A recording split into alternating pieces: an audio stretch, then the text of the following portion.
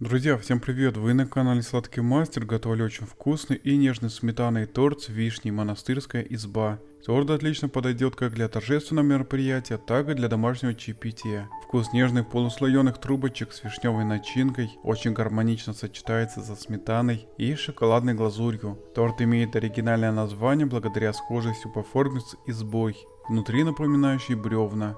И несмотря на необычный вид торта, готовится он очень просто с учетом всех нюансов, которые я заранее предусмотрел для лучшего вкуса и стабильной формы. Друзья, более подробное описание рецепта, а также особенности и мерные значения по продуктам вы можете посмотреть в рекомендациях, которые я всегда оставляю под каждой публикацией. Для приготовления начинки в кастрюлю с толстым дном выкладываю предварительно остывшую от заморозки вишню, у которой я заранее изъял косточки. По сезону можно использовать свежую вишню без косточки. Моя вишня крупноплодная, а потому такая вишня будет красиво смотреться в разрезе.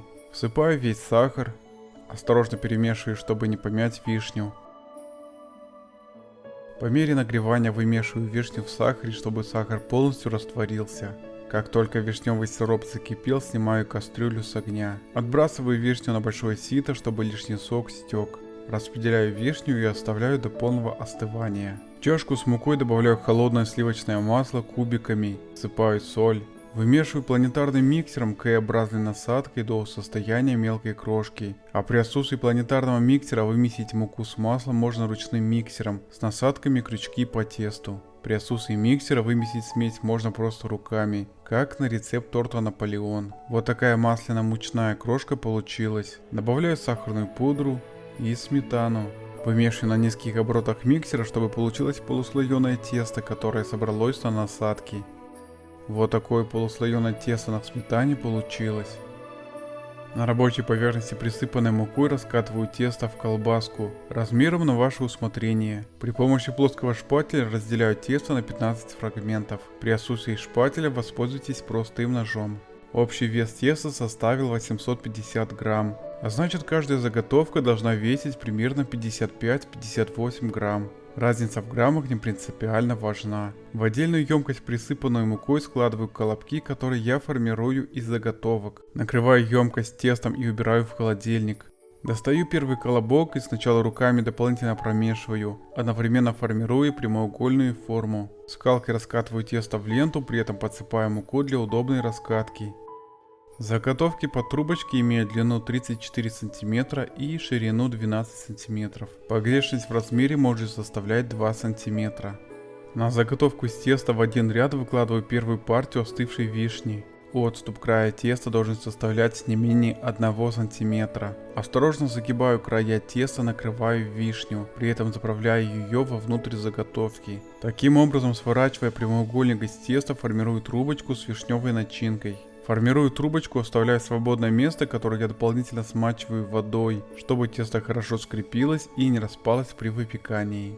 Окончательно закатываю трубочку и перекладываю на противень, выстеленный пекарской бумагой. Убираю противень с трубочкой в холодильник и таким образом формирую 8 трубочек. Противень с трубочками убираю в заранее разогретую до 190 градусов духовку на 20 минут.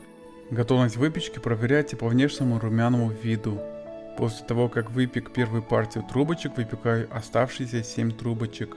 Все 15 трубочек необходимо полностью охладить перед сборкой, желательно в холодильнике. Для пропитки в сметану я добавляю ванилин и сахарную пудру. Перемешиваю ручным венчиком, чтобы сахарная пудра полностью растворилась в сметане. Вместо сахарной пудры можно использовать сахар, который понадобится немного дольше вымешивать. Вот такая сметанная пропитка получилась.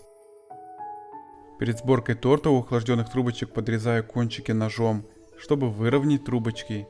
При подрезании кончиков будьте осторожны, чтобы не поломать трубочки. На рабочую поверхность, предварительно смазанную сметаной, укладываю 5 трубочек в качестве основания торта. Сверху наношу сладкую сметанную пропитку силиконовой лопаткой. Равномерно распределяю ее по трубочкам. Выкладываю жирную сметану в качестве крема. Распределяю сметану по всей поверхности первого слоя трубочек. Сверху выкладываю второй слой в виде 4 трубочек. Повторяю предыдущие действия, пропитываю трубочки и затем наношу жирную сметану. Третий слой формирую из 3 трубочек и повторяю идентичные манипуляции. Четвертый слой формирую из 2 трубочек и также повторяю. Завершаю сборку торта, установив макушку в виде последней трубочки. Подравниваю торт и снимаю излишки сметаны палеткой. Заворачиваю торт в пергамент. Убираю торт в холодильник для напитывания и стабилизации минимум на 8 часов. Мой торт простоял в холодильнике всю ночь. Он хорошо напитался и стабилизировался. На поверхность торта наношу оставшуюся жирную сметану. И распределяю сметану, чтобы она полностью закрыла трубочки. Друзья, буду очень благодарен, если поставите лайк на это видео. Тогда я буду точно знать, что рецепты с тортами нравятся. Любая ваша активность продвигает канал в рейтинге, а меня еще больше мотивирует делиться стабильными и проверенными рецептами со всеми нюансами. Выравниваю торт плоским шпателем. Для глазури предварительно рубленый шоколад растапливаю в микроволновой печи. Добавляю мягкое сливочное масло. Перемешиваю, чтобы получилась однородная шоколадная глазурь. Готовую шоколадную глазурь наношу на холодный торт в виде шоколадных подтеков. При помощи удобной лопатки формирую шоколадные узоры на верхушке избушки. Обильно обсыпаю торт кокосовой стружкой. В этом рецепте я использовал кокосовую стружку экстра помола. Если такая отсутствует, можно воспользоваться обыкновенной стружкой. Монастырская изба получилась очень вкусная, с нежными слоеными трубочками и яркой вишневой начинкой. Обязательно приготовьте для себя и своих близких. Уверен, торт «Монастырская изба» оценят все, кто его попробует. Спасибо за подписку, лайки и комментарии, тем самым вы продвигаете канал.